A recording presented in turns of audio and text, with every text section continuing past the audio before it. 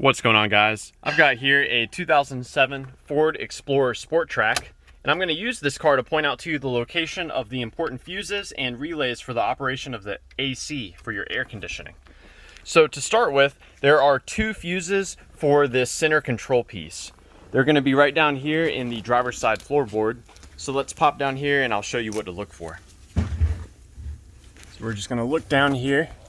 There's a fuse box cover for us to remove in this location. Real simple to get this out. There's just a tab right here that you pull down on, and this whole fuse box cover will hinge downward. So you can see here, that's the tab to pull on. Now both fuses here are 10 amp fuses, and they both provide power to the HVAC control unit. So we've got fuse 20 right here. And as you can see, this fuse is intact. And the second fuse is 28. So both of these are good, and that's what you should expect to find down here.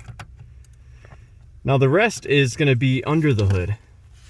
So that's where you'll find the actual AC relay, as well as the fuse and the diode for the AC compressor. So let's go check those out.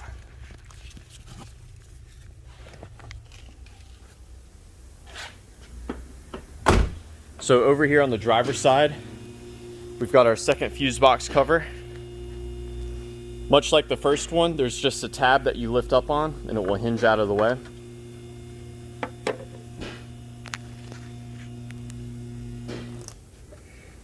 This 10 amp fuse right here provides power to the AC compressor when the AC relay engages. So it's power from this fuse that is responsible for engaging that compressor. Now the AC relay is this relay right here. And my favorite way to troubleshoot this relay is to have the engine running with the air conditioning turned on. I'll then come here and I'll actually tap on this relay. Sometimes relays can get stuck, and by tapping on that relay or wiggling it, you can get it to start working again.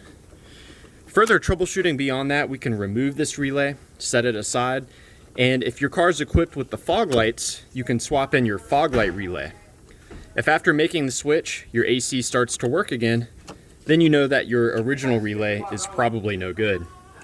Now I do want to mention also, if you find that this 10 amp fuse is blown, and if these fuses keep blowing, then it's very likely that you could have a shorted diode. This is the AC diode. And if this shorts to ground, then that can cause the AC fuse to keep blowing. Now the AC relay is computer controlled. The computer will only turn the AC on if the check engine light is not on and if you have adequate Freon in the system. So you can check the level of Freon using the service ports. We have the low side port, or we have the high side port here, and this is the low side port. This port is actually more useful because it's through this port that you'll actually add Freon. And you can see on this one it's got a slow leak through the cap. So I'm going to be reinstalling this quickly before any more Freon leaks out. And you can look through all these different lines to see if you have a leak. A real notable leak can be found back by the firewall. We can see just a glimpse of it through here. If you see that hose that's covered in oil, that's actually leaking Freon right there. So just something to keep an eye out for. And of course we have the AC compressor itself located right here. You'll know if it's engaging because when the AC compressor engages, the front of it will rotate along with the pulley. One other troubleshooting step you can do, and this is for experts only, is while the engine is running, you can actually manually engage the AC compressor. And you do this by touching these two pins together. That's just a troubleshooting step. Doing this when the system is undercharged can actually cause damage to the AC compressor. But even now with the engine not running, I can hear the AC compressor engage when I connect those two pins. You can actually see at the front of the compressor that clutch is locking. And all I'm doing to do that is just using my pliers to touch those two pins.